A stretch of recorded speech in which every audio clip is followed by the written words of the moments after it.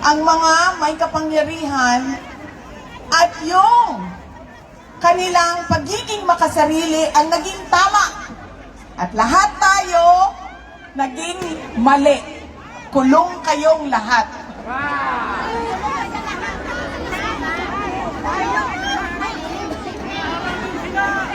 Ganon ang estado ng ating bayan.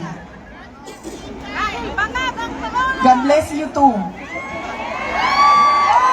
God save the Philippines.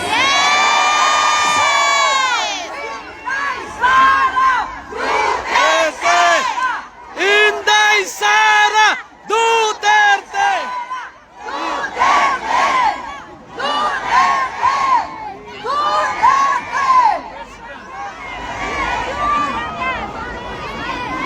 Isa pa na laging nangyayari sa atin,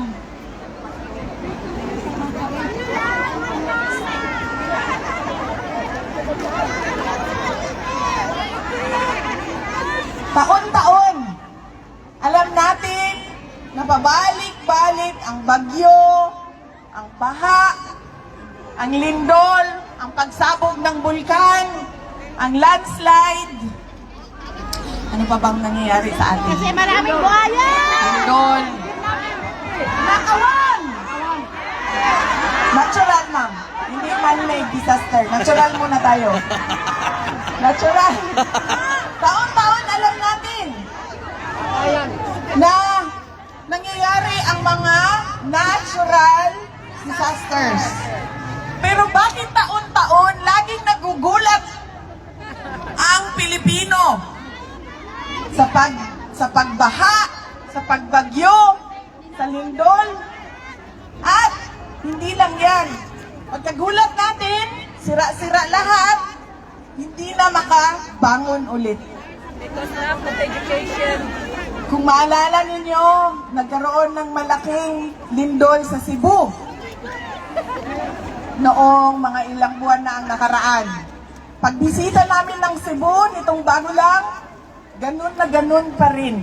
Para silang kahapon lang na lindol. Hindi tayo nakakabangon kaagad.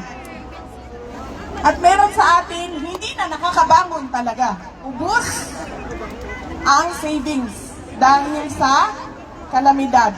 Taon-taon, ubus ang gamit. Isa yan sa mga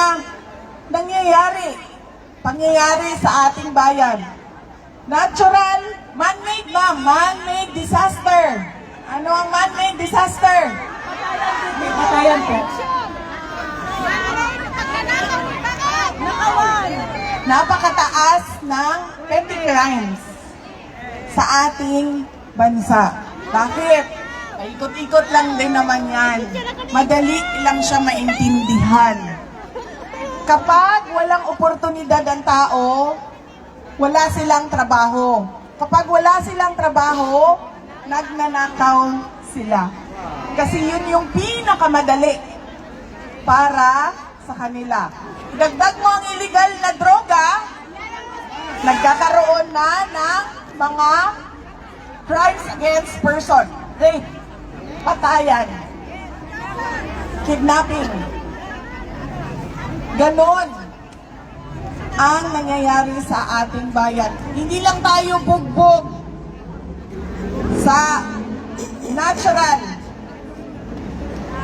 disasters, bugbog din tayo sa man-made calamities o kagagawan lang din ng tao. Hindi naman kasalanan ng taong bayan, kundi kasalanan ng iilan na mga nakaupo sa pwesto. Dahil, babalik tayo ulit, nandun tayo sa nagkanya-kanya na ang mga leader natin. Nagkanya-kanya na ang mga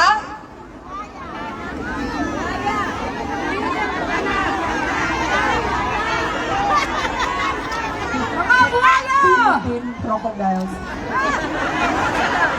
Alam nyo, marami sa kanila, at alam niyo yan, marami sa kanila ang mga may bahay sa iba't ibang bansa. may bahay. Paborito nila sa Spain, sa Australia, sa Amerika, Paris, sa iba't ibang lugar kung saan may golden visa. Napakadali para sa kanila na umalis ng Pilipinas kapag hindi na maganda ang sitwasyon. Pero paano kami na ayaw namin umalis ng Pilipinas? Paano yung mga pamilya ninyo na hindi makaalis ng Pilipinas? Iiwanan na lang tayo na magtiis sa kalat na ginawa ng ilang Pilipino lang na makasarili ang kanilang interes. Dahil wala silang pakialam kung anong mangyari sa ating bayan. Dahil napakadali para sa kanila. Ilang milyon, bilyon.